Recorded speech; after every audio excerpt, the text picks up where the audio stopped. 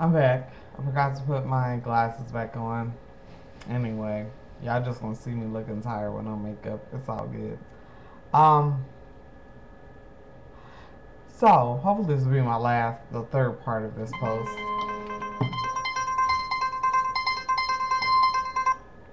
I'm not sure why I'm getting a call from Hawaii. I apologize.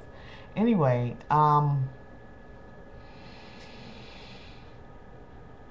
like I said, this book opened up a huge can of worms. Um, but I think it was a can of worms that I needed to go and just delve right into and just bust the shit wide open and to totally explore it. Because even in the rare instances where women do discuss the aspects of being female, it's always very negative. It's usually very negative.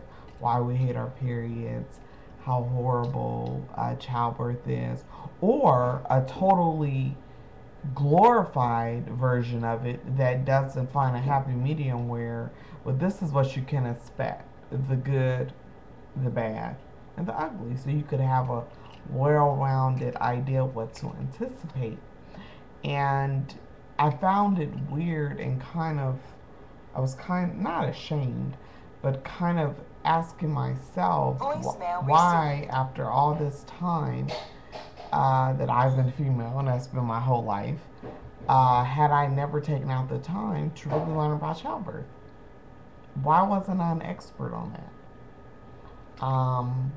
Why am I not an expert on female reproduction?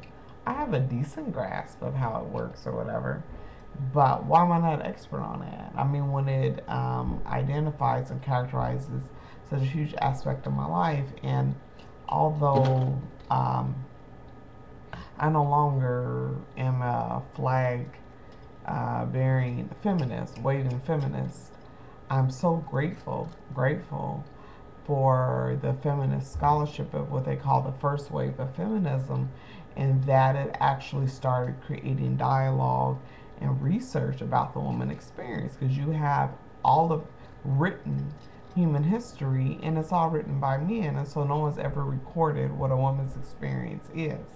And it was either considered shameful, sinful, or not worthy of being researched, because men, of course, were interested in men. Anyway, and that don't quite sound right, but that is true. um, and so, you know, it kind of boils down to, so what are we as women, what are we going to choose? Um, and I think it's time for us to take responsibility for deciding what kind of lives we're going to create for ourselves, and really looking at this reality that we experience is just that, something we've created. Beliefs are some agreed upon thoughts that people decided over a period of time were going to be true, and then they became true. And as soon as you decide something else is going to be true, then you can go and manifest and create that as your reality. That seems overly simplified, but it really is that simple in a way. And so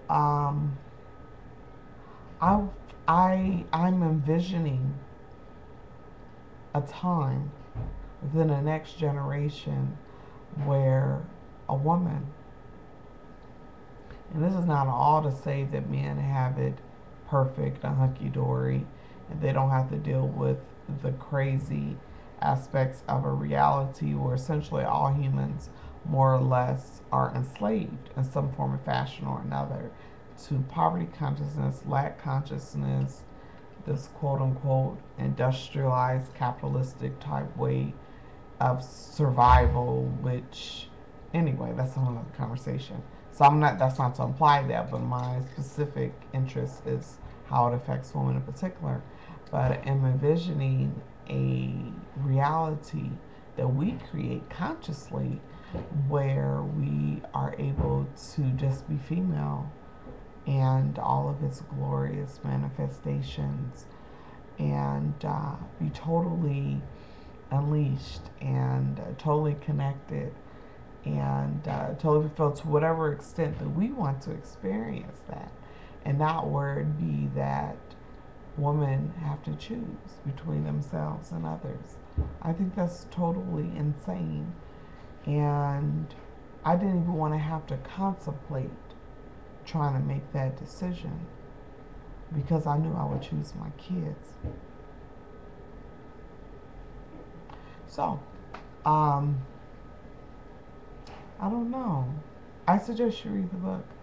I'm going to go and put up the link or put a picture of it up so you could go and find it and check it out for yourself. She also explores other things as far as relation dynamics between African Americans and the legacy of slavery and how that affects how we interact with each other as male and female. But that's not the focus of this particular blog post. I mean, pursue some of the points that she raised, which really mirrored some of my own beliefs and experiences that I've had or have created or have really shaped me. But that's not the focus of this particular. But yeah, I just wanted to put that out there. So I'm like, it's time for us to decide that we're going to create a different reality for our daughters and for ourselves, because we don't have to wait. It starts right now. The only time we ever have is the present, and it's the now. And I am hoping that even this blog is just one step in that direction. So on that note, I'm glad I'm doing this over the internet, because I know with the sacredness of the whole motherhood code that how dare I go and expose or address the negative aspect of being a mother. But it's life. All life is about positive and negative, and one is just as important as the other, and they're all part of the whole, and even the benefit that we gain from whatever that is. So on that note, it's time for me to get some rest. So I thank you for watching this. I was kind of scared to post this blog, but I noted that I felt a lot less fearful than I did when I first started posting some of my more controversial topics. And so yay for me starting to feel comfortable just truly being honest and exploring what's on my mind. And I thank y'all for participating in this. So I'm wishing you a wonderful evening. To all the mothers out there, it's all love. I have none but respect for y'all. I may have chose something other than what you have decided to do, but I feel your joy and I feel your pain from a distance. And hey, let's just make this something that's good. Let's really start assisting each other.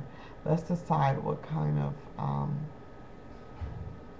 assistance we as women and support we could offer each other as mothers, as females, as mothers, grandmothers, and aunts and cousins to the younger generations.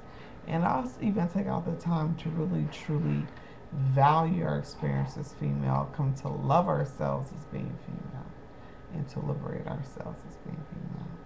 And on that note, I will be back tomorrow with another deliciously interesting topic. And until then, have an amazing, amazing night. Peace.